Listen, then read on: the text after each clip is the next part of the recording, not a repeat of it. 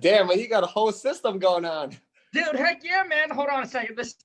What up, Wholesale 2 Million family? We're back with another subscriber first wholesale deal interview. And today I'm bringing an Asian brother on to share with you guys his first wholesale deal and obviously all the secrets on exactly how they did it, giving you all the tips, right? And all the secrets so you can duplicate and copy and do it in your own market. So no further ado, help me welcome Vin. What's going on, brother? What's up, man? How are you doing, bro? This is my partner, Ian. Hey, this is Ian and Vin. Yes, sir. Ian and Vin, 26 and 27. Yes, sir. And how much was your guys' first wholesale deal again? 31,000. 31 G and how long did it take you to do that? 6 weeks. It took us 6 weeks to close, but we started around September, so 4 months to get in. Dang, bro. So September in 2020, right? Yeah, with both of us. And it takes 6 weeks to close. Yeah. Mm-hmm. Dang, you guys, 31,000, man. I used to work, you know, for those of you who don't know my story, I used to work at a JOB, you know, obviously 8 hours a day, 5 days a week to make 30,000 a year. And now you guys do it in 6 weeks. Follow. So, okay. All right, you guys, so here's what we're going to do. Why don't you share with everybody kind of the story, the background of where you guys came from, all of that, how you guys, you know, what do you guys do for work prior to this? If you guys just do having a job, and obviously how did it lead you guys into, you know, discovering wholesaling and all that? Sure. I mean, I guess I could start. You know, I'm an engineer. I still have a W-2. I discovered, I mean, I've always been into real estate, but I kind of wanted to get my hands wet. So I met Kang, or I saw Kang on social media, and I just thought, I needed to try it out. So I bought his mentorship, and, you know, he gave me all the building blocks to start. You know, fast forward a month after our interview together, I brought my partner in, Ian. He's also an engineer, but he's not practicing it. He's going full force in real estate. Mm-hmm. Mm-hmm. So we just started to just make it happen, to be honest. Like, it's pretty simple. You just have to be consistent and have your systems down and just go at it, and you'll learn as you go. Dang. So you guys, dude, you guys are both engineer. Yep. Yeah. Now, I want to give people a perspective, man. So how long did you go to college for that? Took me about 5 years. Yeah, it took me 6 years. 5 years. Dang. Okay. So so we're talking about 5. I'm very fascinated with this. So 5 to 6 years, and how much I guess student loans or that you guys have to borrow, or what's the earning? No, luckily I have financial aid, man, just because my parents didn't make a lot. So, you know, for the most part, 80% of college, you know, it was taken care of. It was my last year that I have to pay for. So I had about 7,000 in student loan. Okay. It wasn't much. I know it's not much compared to a lot of people. But yeah, I just had some side hustle, and I took care of that when I got out of college. Nice. Same. I took about $10,000 out of for student loans just to pay for classes. I was actually not doing so well, so they weren't reimbursing me with financial aid. But I mean, you know, I stuck it out and got out of it. Nice. Okay. So and now, as an engineer, how much do you make like starting out? When I first got my first job, I made about 45,000 a year. 45K. Yeah. How much are you making now, if you don't mind, Vin? 75. Okay. Dude, you already making 31 G's in 6 weeks, bro. I know. Half of it in 6 weeks. Bro, I know. We just gotta scale it. Just gotta be consistent, honestly. Nice. Okay, so now let's talk about your guys'. Let's talk about the first deal. So how do you found the seller? We door knock. We've been door knocking ever since we started, every week on the weekends when we have time. Woo. So it was funny because the person we door knocked was pre-foreclosure owner occupied, but it was actually tenants in there. And the tenants and him had a bad relationship. He inherited his property from his late mother, and, you know, he had bipolar like syndrome. So he would like kind of lash out on the tenants, even going as far as hiring people to beat them up. What? Yeah, it's crazy, dude. It's a special and unique situation. And they just had a really bad relationship, man. The tenants didn't want anything to deal with the landlord. The landlord didn't want anything to deal with the tenants. And we got that impression right away the first time we knocked on their door. I spoke to the tenant, and the tenant just told us how bad the landlord was, but she ended up giving us his number to contact. And as soon as we talked to him, he just started, talking trash about the tenant right away. And, he was like, I'm ready to sell, man. Like, I can't get rid of these tenants. I'm so tired of these people. So we understood his pain point. We understood the tenant's pain point. And we just came in and, we found them a place to move into. And we got it under contract, man. Nice. Okay. So it was a pre-foreclosure. So what is the time frame on that? Like, his auction date was mid-February, I believe. Okay. Yeah. Mid-February. Uh-huh. Okay. So now when you talk, so all this done over the phone, do you meet the seller at all? No. Never met the seller. Okay. And now what was the ARV on the property? We got like 788,000. 788,000 for the ARV?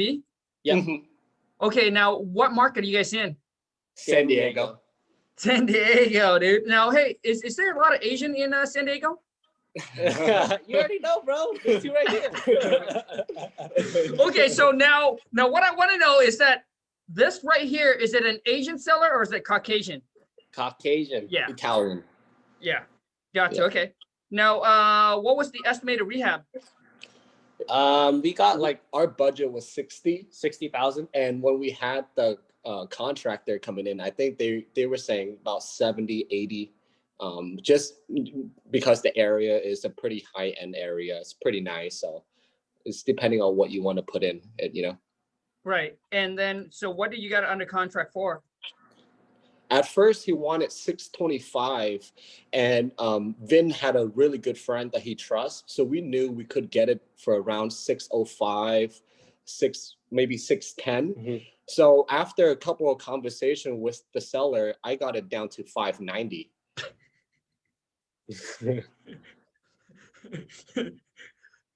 So basically, you negotiated down to 590. 590, so 35,000 difference. Dang, bro. Okay. Yeah. Now, when you had it under contract, man, did you know that you're going to be able to find a buyer for the deal?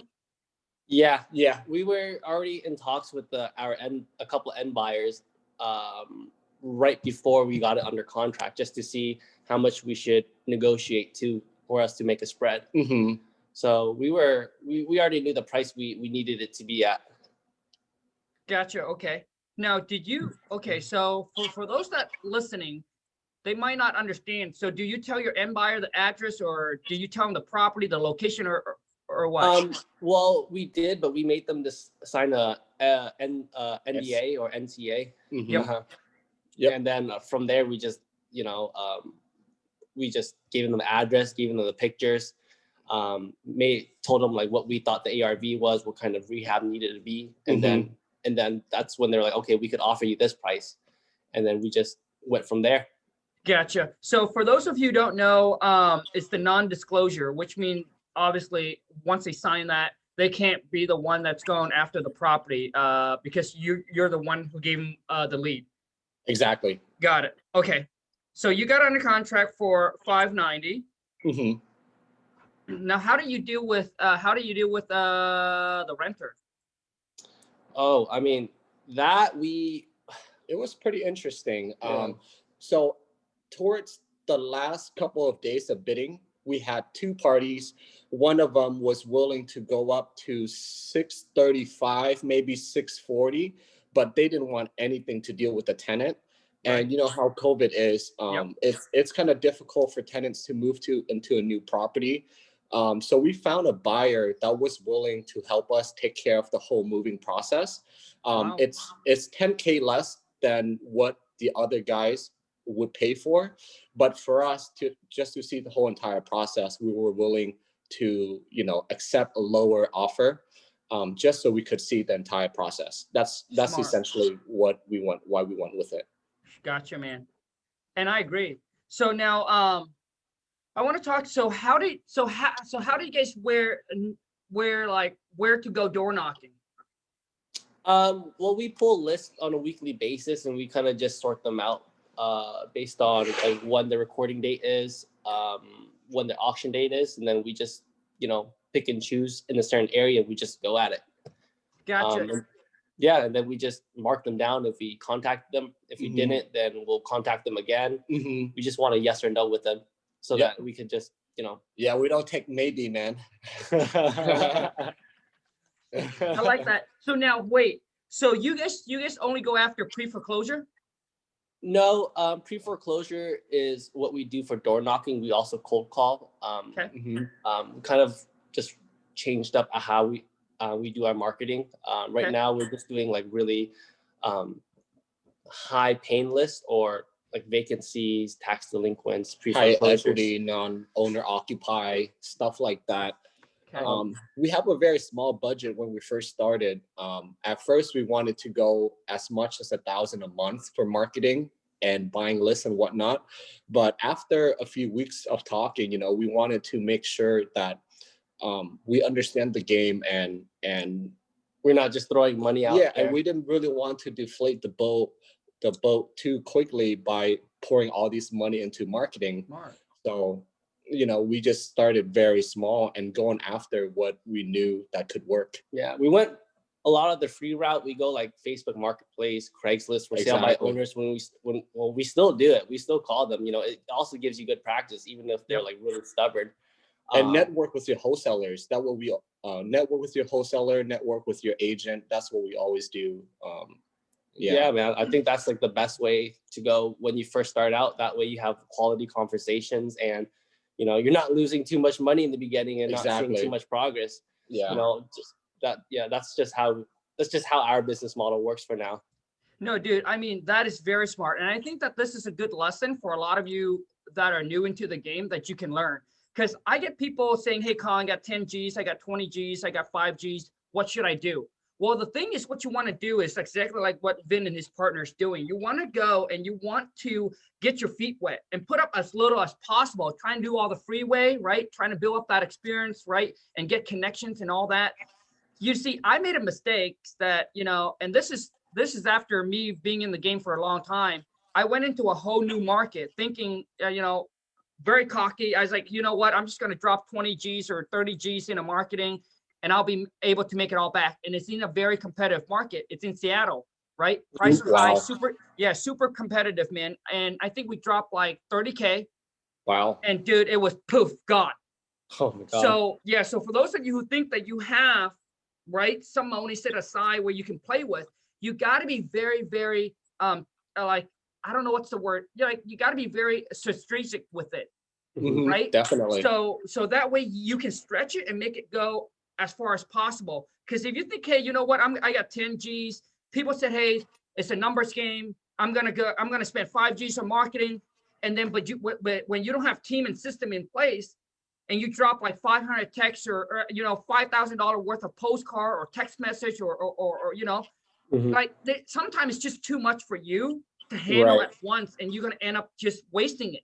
So very, very important for those of you who's watching, right? Take your money and stretch it as much as you can, right? And then once you start getting systems and once you start closing some deals, a lot of people, you know, when they get into business, man, like us Asian back in Vietnam, right?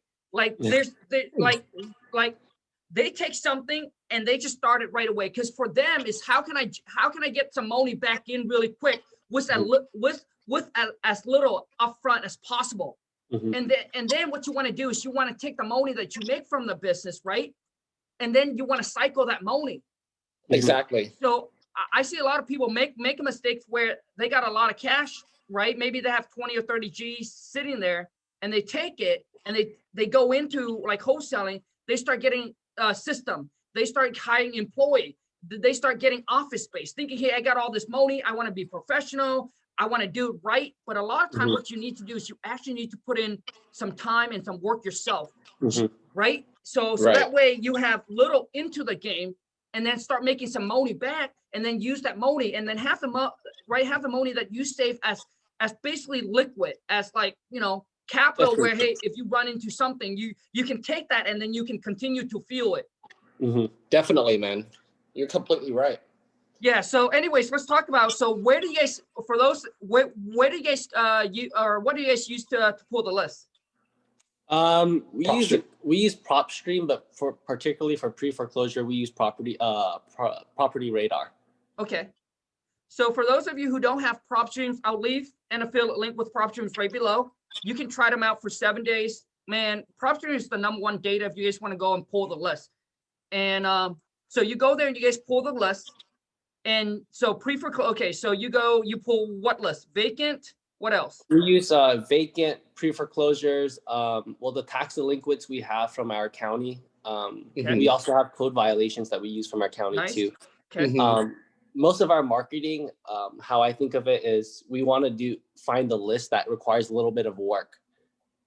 And then once you pull the list, you have to clean the list, kind of organize it from LLC individuals. And then, you know, that way you have quality data that you can skip trace. And then you'll get into as many people, or you'll talk to as many people possible. Gotcha. Okay. So now why do you guys decided to door knock on pre-foreclosure and then cold call the other? Pre-foreclosures, I feel like they have the most pain points. They actually need to like sell, or they need to do something. Otherwise, they're going to lose their house for nothing. And cold calling for the other ones, you know, like they could wait. You know, tax delinquents, I think, is like 4 or 5 years that they don't have to pay tax, and then they could get their house repoed. So the other ones you could just cold call and follow up. But for the pre-foreclosures, we like to have like a face-to-face interaction, be personable, get their name, get the number, kind of know their life story, you know? Exactly. Sure. Exactly. Okay, so so you guys talked to the seller. So how much was the earnest money? $1,000. $1,000. And how long do you tie the property under contract for?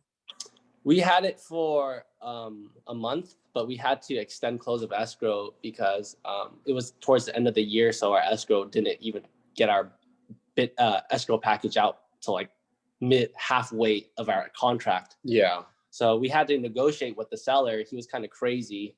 So we gave him $3,000 credited from our assignment fee to him in order to extend the contract. Yeah. Gotcha. So you guys, for those of you who's watching, that's another good lesson when you talk to the seller. If you need to extend the contract, you know, honestly, money talks, bullshit walks.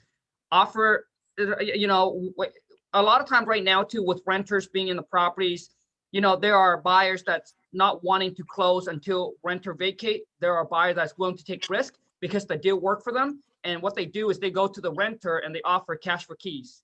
Yep, that's exactly what happened. Nice. Okay, so now how do you guys build your cash buyer list? Social media, honestly, just post what you have. People will come, and then you kind of just vet them. Like if they look sketchy, you ask for proof of funds. Yeah. And we're also in another mentorship from Pace Mobi. Okay. And that mentorship gave us a good amount of cash buyers list too. Yeah. So we just network with them, and then, you know, we just ask like, who has cash buyers here? And then they would just be like, oh, I have a cash buyer. And right. We just talk to them. Right. And that's honestly how. And honestly, San Diego, you throw a rock and you'll hit a cash buyer. Yeah. Everybody has money here for some reason. So it's not too difficult, at least in this market. Gotcha. So you're saying in San Diego, as long as you got a good deal, you should have no problem. Yeah. Exactly. Yeah. Exactly. Pretty much. And now in San Diego, what is the house prices? Like what is the average ARV goes for? I think 500. 500 is like the median. Yeah, I mean, you can't even buy a crack house for 500 here. Really? Yeah, Dang. it's expensive here, man. Dude, I would be poor if I go there. It's okay, you can stay with us. Dude, that is okay. So you're talking about 500 and 500 and above for the ARV. And how competitive is it? Oh, it's pretty competitive. It's super competitive, like, man. Every person, every qualified lead that you get, they probably talk to at least like 5 different investors. Mm-hmm. And we understood that, so we just wanted to be the front of the seller all the time, even the one that show us just a little bit of interest but not really sure when they're ready to sell. We just make sure that we keep up with them every 2 weeks.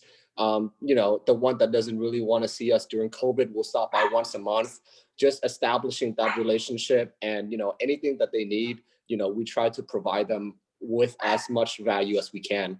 And if we don't know the answer to, you know, we'll call our lender, we'll call our title officer, we'll call our escrow people, just to make sure we get an answer for them.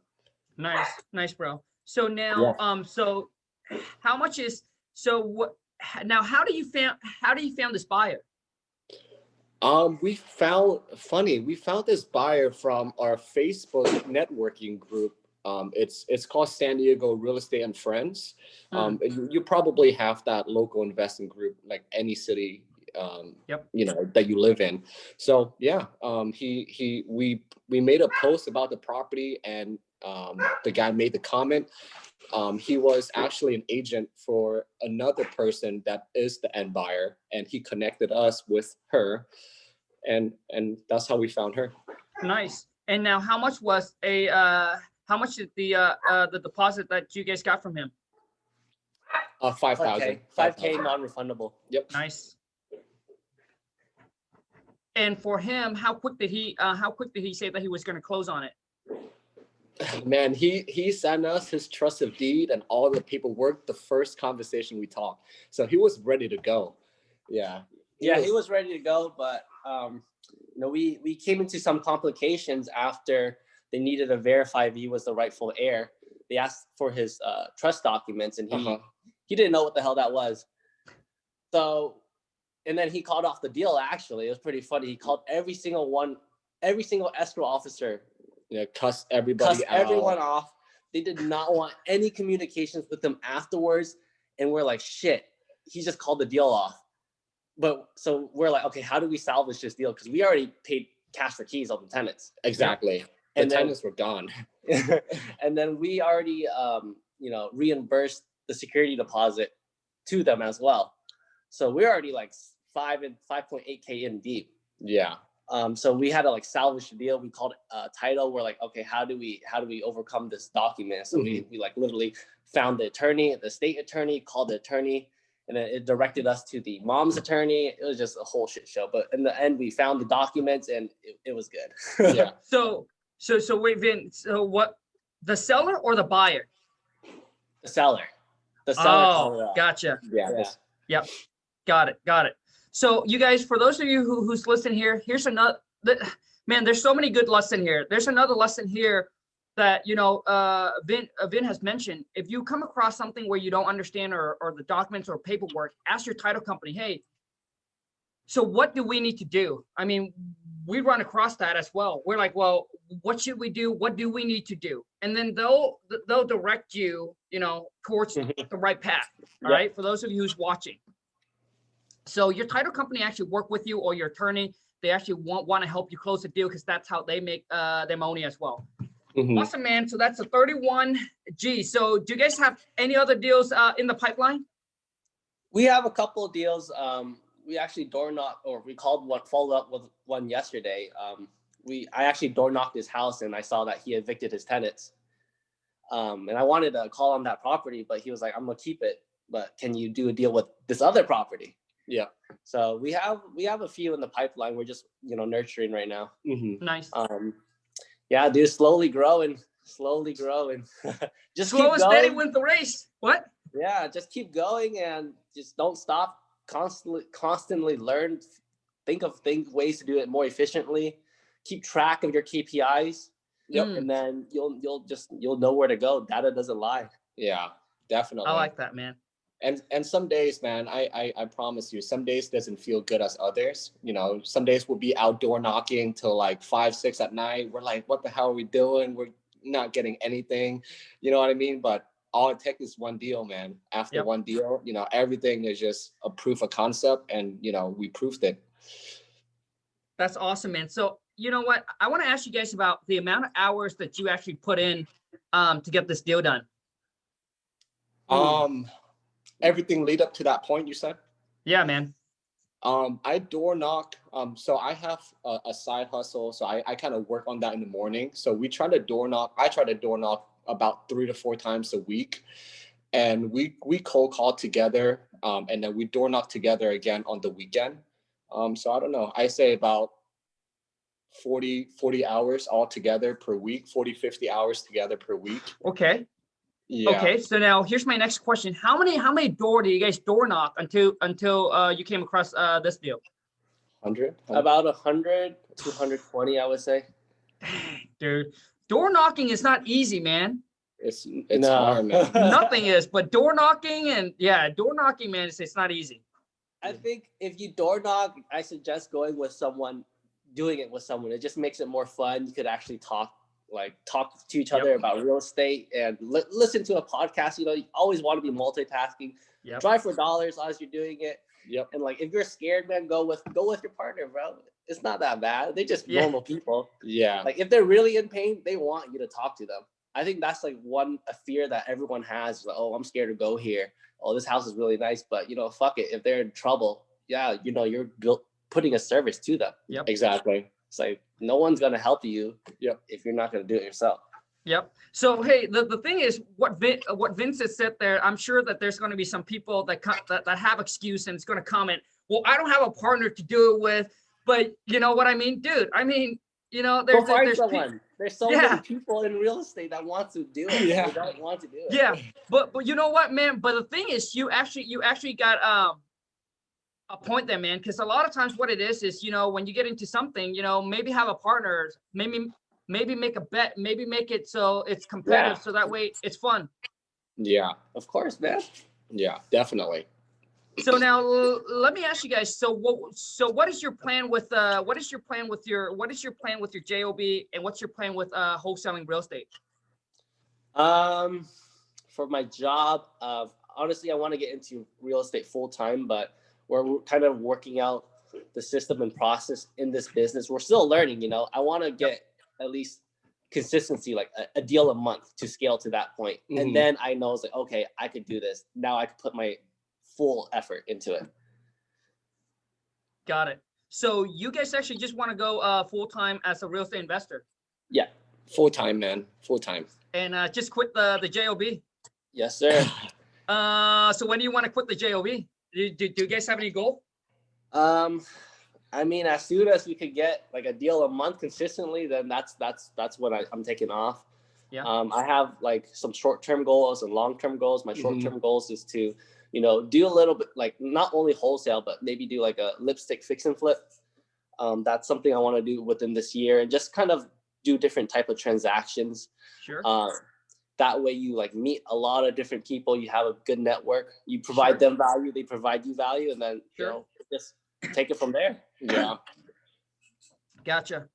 So let me give you Vin. I don't know if you and your partner knows that when I got into real estate, man. When I got in real estate, I started out as a fix and flipper. Yeah, I know that. Do you know that? Yeah. So I always push away the whole fix and flip. And I understand, you know, you want to go in, you want to buy something that's just cosmetic. And I think that's fine if you want to fix something that's cosmetic. But the whole fix and flip game, for those of you who's watching and you think it's exciting or you want to try it out, great, try it out. But man, I went through the whole fix and flip game for 4 years. It was a freaking nightmare. Oh. Maybe I'm not good at it, okay? But let me tell you something. I'm in a mastermind. I'm in a CG, which these guys and gals are doing hundreds. I mean, you're talking about 200-300 flips a year. Wow. And let me tell you something. Their life is consumed by their business. On the phone all the time, working all the time. Dude, I say it all the time. Wholesaler is the one that has the best life. So honestly, you know, so my whole thing is I keep it very simple. I just wholesale, take my money, buy rental property. Very easy. Yeah. So for a lot of you said, hey, Kong, so what should I do with my money? Well, this is what you should do. But it depends on what your goal is and where you're at in your life. I'm thinking if you're in your 20s, your 30s, you know, build your cash cow first. And what I mean by cash cow is you got to build a business that just pumps out so much money a month. Then you take that cash cow, you buy your cash flow, which is rental property. Yeah.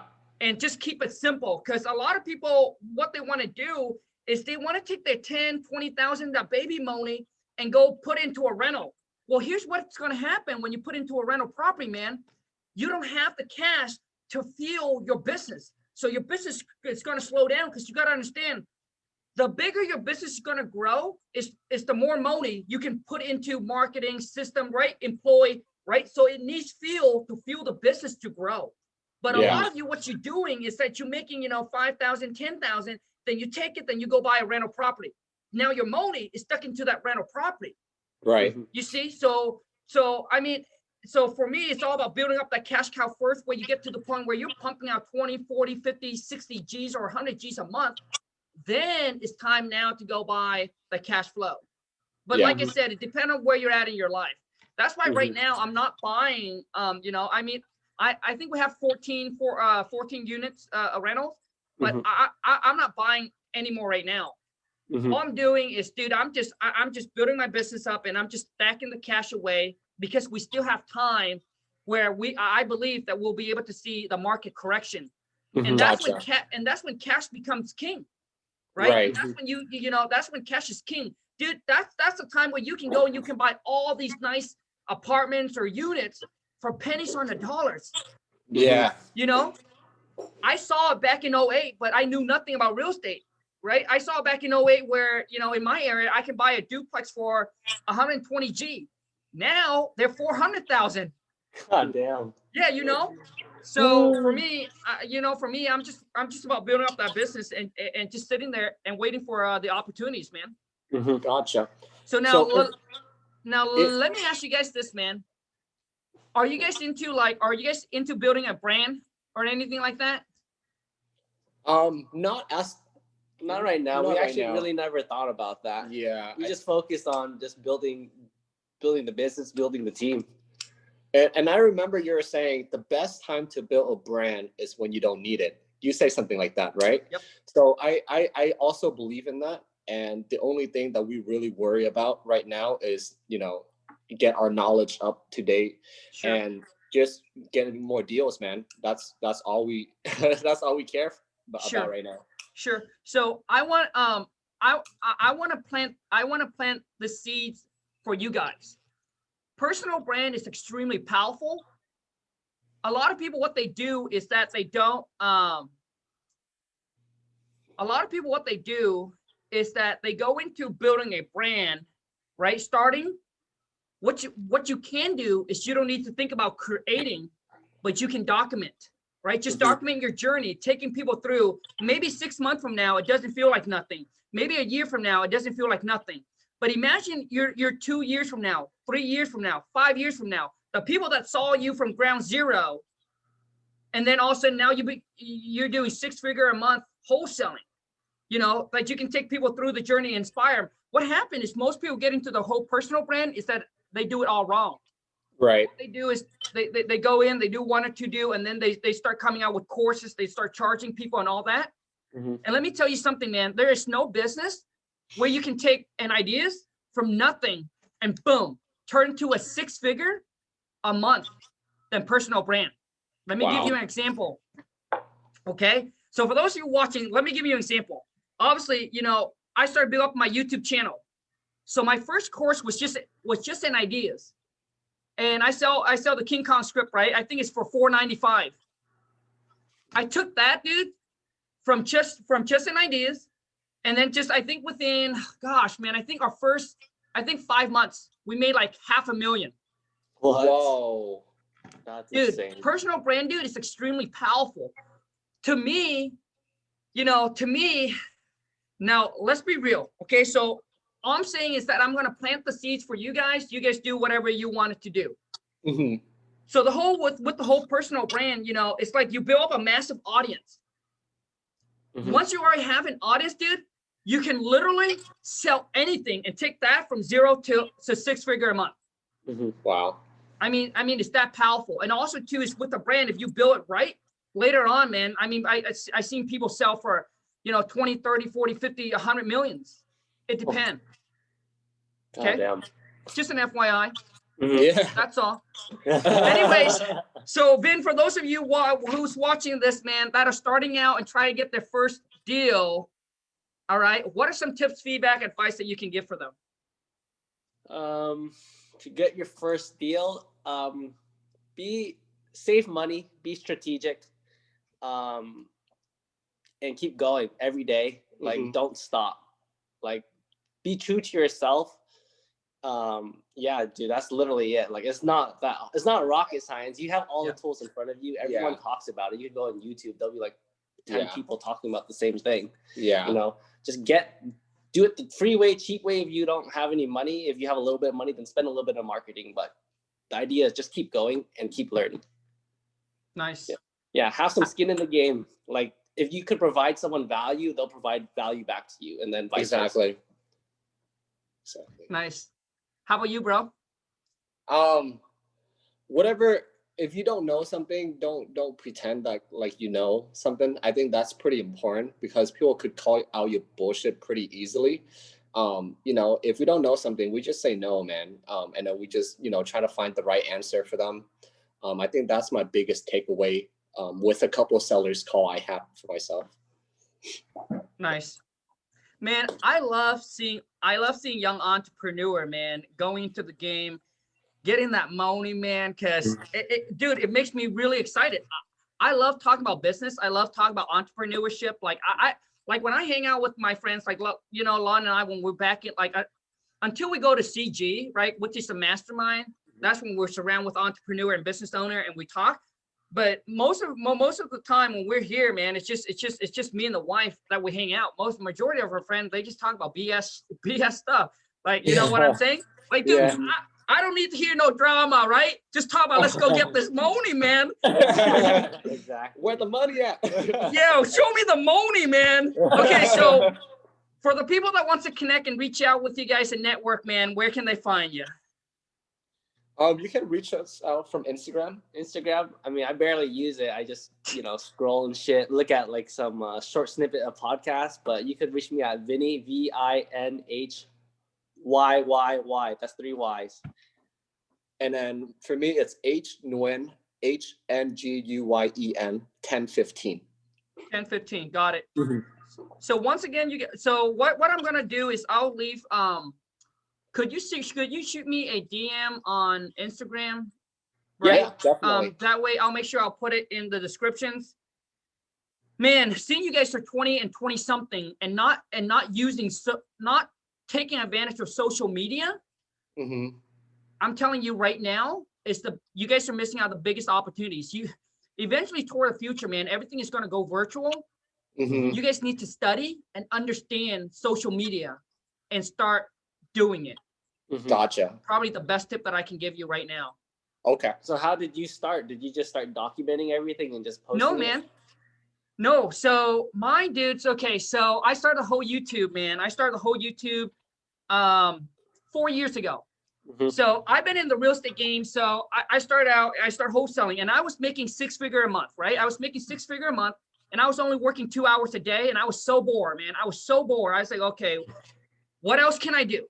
And the biggest problem you got to understand right now with me, and I just realized this until I started my personal brand. And for those of you who's listening, dude, this is going to make you emotive. I was depending on one source of income, man, was wholesaling. For those of you who got on, if you have business, for those of you got to understand, there are seasons.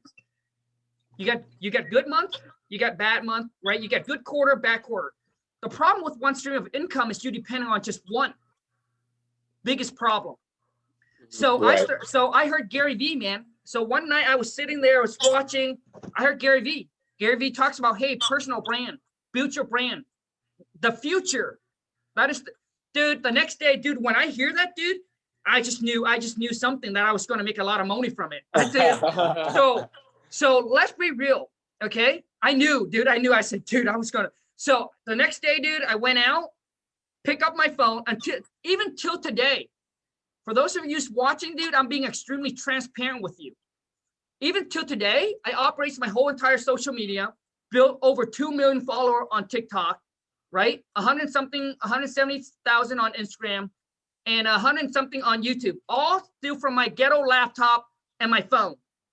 Do you know what my monthly overhead is for my personal brand? Less than $5,000. God damn. And now we're scaling it to, dude, I think last month we did almost 200K. Holy wow. Shit. Good for you. For those of you who don't understand the powerful of the whole personal brand and social media, I'm telling you, okay. So I pick up my phone, started doing my YouTube video. I wasn't really documenting because I went through all the experience. I got all the knowledge already, right? And now, so I wasn't really documenting. I was just sharing information that I've learned through the past, all my mistakes, and obviously showing people how to go from zero to making 100,000 plus per month wholesaling real estate, right? So I wasn't really documenting, but for those of you who's starting out, what you need to do is there's no better time to start putting your name out there and build a brand for yourself. Because my question to you is, wouldn't you want someday to somebody's like, hey, Vin, dude, I saw you, man. You inspire me so much, dude. I want to do what you do. Can you teach me? Like, you know, now you guys get on my channel. You guys get on Pace or whoever channel or whoever it is. What my question is, why couldn't that be you? It could be. Yeah. Yeah. You know what I'm saying? Yeah. So, you know, it's just, dude, it's just from that. But one thing that I want to leave with you is if you ever get into the personal brand, the biggest mistake that I see people make when they get into a brand and they fail is because they trying to sell too quick. The biggest things you got to understand, man, the one that wins into the personal brand space is the one that can give the most value without monetizing their audience. You got to delay monetizing your audience. I see all these kids, dude, are making all these mistakes, or just you gotta delay. And that's why I say when you build your brand is when you don't need the money. I didn't need the money, dude. You're right. I already got my money from wholesaling, and that's what Gary Vee said, and I listened to him. My mistake too from YouTube, dude, you know, is I think I start monetizing when I get to almost about 20,000 subscribers. But I should have waited. But the problem is because everybody was asking for the script. Everybody said, I want to know how to talk to seller. I want to know how to talk to seller. And that's why I did it. But I should have even delayed that. And that's why my TikTok grew so big is because I haven't, like, dude, I think I made my first sales pitch, right? Hey, if you guys don't want the free content, you guys can go check out my YouTube, or you can go and get my course, The Choice is Yours, right? And I think I got to like 1.7 million followers. That's when I pitched my first sale. Wow. So the longer you can hold out and not monetize your audience and just give free content, I promise you, dude. Most people think now it's about the sales. It's not about the sales, just selling the course, dude. What's even bigger, man, is open up for you for other opportunities. As in like, you know, affiliate. I mean, dude, affiliate, I'm making like 100 G's a month on affiliate. Wow. That's amazing, man. That's right, dude. So it opened up affiliate. It opened up sponsorship. So I have a buddy, he's crushing it. I don't know if you guys know Ryan. I mean, I'm being extremely transparent with you guys, right? Yeah. Ryan, yeah I don't know if you guys know Ryan Pineda. Yep. Shit, dude. The cat, dude, he's killing it, bro. So Ryan, you know, he get people sponsored because now he got a massive audience. And people say, hey, could you, they pay him like $2,000, $3,000, $4,000 for a 15-second video. Wow. Check this out, dude. Once you build up a massive audience, what you can do is you can do just like Netflix. Right. Netflix, and that is the ultimate goal, dude. The ultimate goal is you want to get to the point where you can actually generate residual income. For example, you build up a massive audience, you'd be like, hey, so I don't know if you guys know the Ace family. The Ace family. Dude, this interview went really long. So you guys heard of the Ace family? Yeah, I think so. You should YouTube them. They're very big on YouTube. So anyways, bro, and I think I heard they charge people like $20 or $10 or whatever it is to get exclusive content, right? This is like a VIP, right? Just like Netflix charging. I think they have like 20+ million followers, right? And you charge people like $10 a person, a pop, where they pay membership to get exclusive info from you only, like inside where they're not posting on YouTube or anywhere else, right? And dude, $10 a person, that's nothing. people don't even, I don't even watch Netflix and I'm still paying them. Just to me, it's only like $10. It takes me more time just to go and call and cancel. Yeah. Right? And dude, they're making, I think, a couple millions a month on residual income. That's insane. Dude, that is the power of branding. But anyways, wow. You guys, for those of you, thank you so much for watching. I hope this video added a lot of value to you. And if it does, please show me and my guest some love. Boom, smash that thumbs up for me. If you're new to the channel, be sure to boom, smash that subscribe button and make sure you turn on the bell notification. Vin, and I'm sorry, man, I don't recall your name. Hien. Yeah. Vin and Hien, dude, thank you so much, you guys, for your time. Thank you so much for sharing the info and coming on to the channel, man. I appreciate it. Take care, you guys. We appreciate you. We appreciate you, man. Yeah. Thanks, King. Yep, absolutely, man.